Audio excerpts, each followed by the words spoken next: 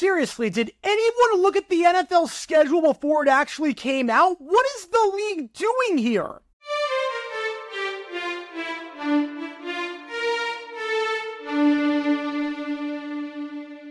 Welcome everybody to JJ9 News, where we talk all things NFL all the time. I'm Jared Garinide, representing the 904 from the 602, and today we are talking about the NFL schedule and something that I haven't seen get talked about a whole lot, but when you look at it for more than 5 seconds, it truly makes no sense whatsoever. Now, from a broadcasting perspective, what is the biggest story in the NFL right now? And one of the biggest stories maybe since Dennis Miller came to Monday Night Football, in terms of intrigue, in terms of interest, what's the biggest story?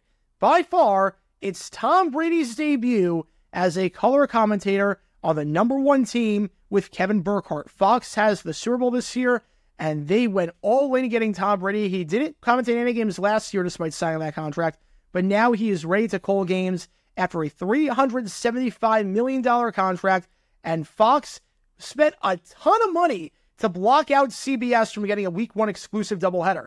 The last few years, look at the doubleheaders, Week 1 and Week 18. Both CBS and Fox got a doubleheader at 1 o'clock and 4:25, but that is now Week 15 and 18, not 1 and 18. And the reason for that is not because CBS has the U.S. Open, it's because of the fact that Fox wants eyeballs on Tom Brady's debut. They want people watching his first ever game as a color commentator between the Cowboys and the Browns. Obviously, Tom Brady going down as a first ballot Hall of Famer when the time comes. He is maybe the greatest player in NFL history. 7 Super Bowl titles. He's a legend in every sense of the word. Maybe the greatest quarterback to ever play this sport. And his debut is so highly anticipated and has been for quite some time. Brady said on calling that Cowboys-Browns game, amazing. Obviously, having the Cowboys on is a huge draw as America's team. That's going to get a little hard for me to say that all the time. Understand that they were the competition for a long time. But I love covering them. I've obviously been going against them for a long time, and now I get to tell everyone how great they are. It's a massive, massive game, not just on paper because the Cowboys and Browns were 2 playoff teams last year, 2 pretty good teams, but because Tom Brady is on the call. It's America's Game of the Week at 4:25, and there's no competition from CBS because CBS has the single header, so they'll get 2 local games at 4:05 on the West Coast, but that's about it. So you would figure that the entire country would be able to watch Tom Brady's debut in the Cowboys-Browns game. But no, because Fox is airing another game at 4:25 alongside Cowboys-Browns. So Cowboys-Browns is not a national game. It's America's Game of the Week, but it's not a national game. Think of the 2 teams that are most interested in how Tom Brady's going to do. Obviously, the New England Patriots, because he played there for a while. But what other team did Tom Brady play for? He spent 3 seasons there, made the playoffs all 3 years, won a Super Bowl there, helped the Buccaneers become the first team in NFL history to win the Super Bowl in their home stadium, gave them their 2nd title, won Super Bowl MVP. What team? The Tampa Bay Buccaneers. And guess what market will not be able to watch Tom Brady's debut? That's right, freaking Tampa Bay!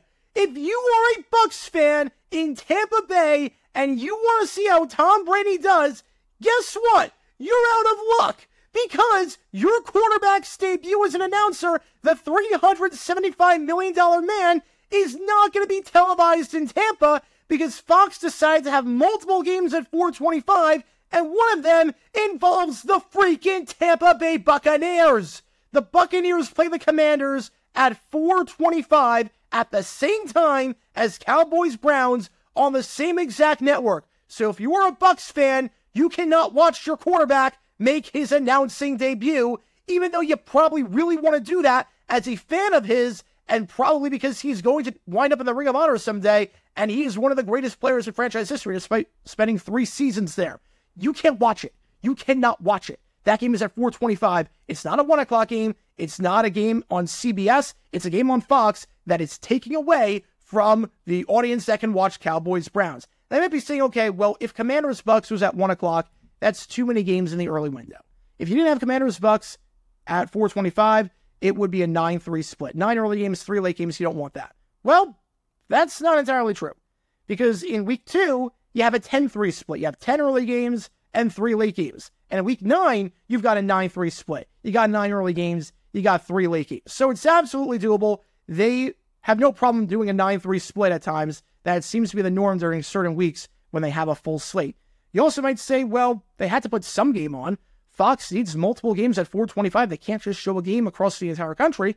But that's not true. That's not true at all. Week 17, there's only one game scheduled for 425 on Fox, and that's Cowboys-Eagles. They only have one game that week. Only one game at 425 on Fox.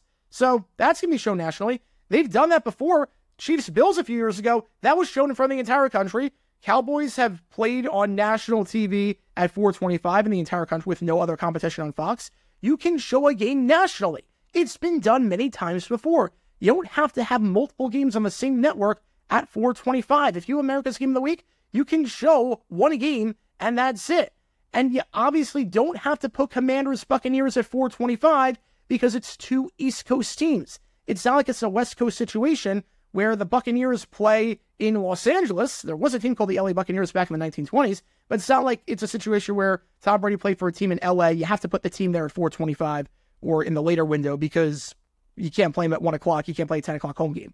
It's not like that at all. The Buccaneers are an East Coast team. You don't have to play them at 425. The Buccaneers have played plenty of 1 o'clock games in early September before.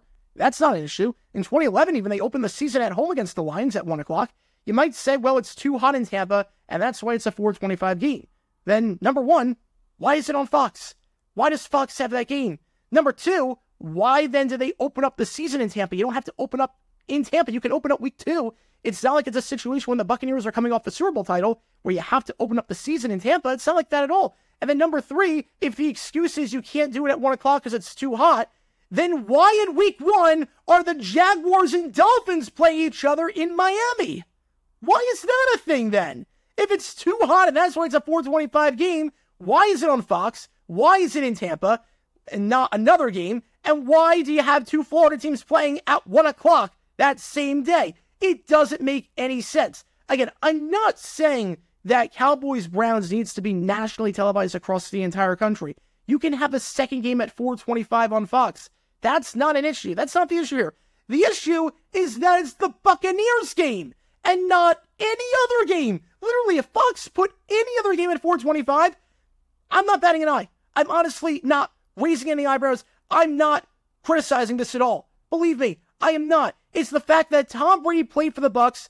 Naturally, that means a lot of Bucs fans like Tom Brady. A lot of people want to watch Tom Brady's debut, and they will not be able to because their team is playing at the same time on the same exact network. So they are completely out of luck. It is unbelievable how no one at the NFL and no one at Fox caught this oversight, but it makes no sense whatsoever why a franchise legend will not be able to have his game being televised, his first game being televised, the most anticipated announcing game since Dennis Miller's debut in 2000 on Monday Night Football in the market that he played for and won a Super Bowl. It is insane. It is baffling. There was no thought or care put into the schedule. They just popped out the first thing that looked good in the algorithm and didn't bother looking at it for more than 5 seconds. They're like, no team's played 4 games on the road in a row. No team's played 4 games at home in a row. Everything looks good. And they didn't look at this. They didn't look at this and realize, oh, there might be a problem here. This seems like a massive, massive oversight on our part. Absolutely crazy, absolutely ridiculous. And I don't think it's going to change. I mean, there is technically time that they could change it, but it seems pretty set in stone that Commanders-Bucs will be a 425 going up against Cowboys-Browns. So Buccaneers fans who like Tom Brady, you won't be able to watch his announcing debut because that makes a ton of sense. But what are your thoughts on this? Do you think this move actually makes sense? Do you like the move? Do you not like the move? Do you think this is an oversight? What would you have done in this situation?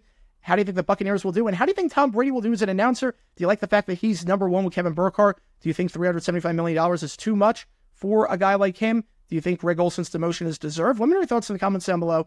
And that's going to do it for this episode of JG9 News. Be sure you like and subscribe. It helps the channel out a lot. And be sure to check out my main channel, JaguarGator9, where we talk all things NFL history all the time. Until next time, this is JaguarGator9 signing off. And as always, go Jags.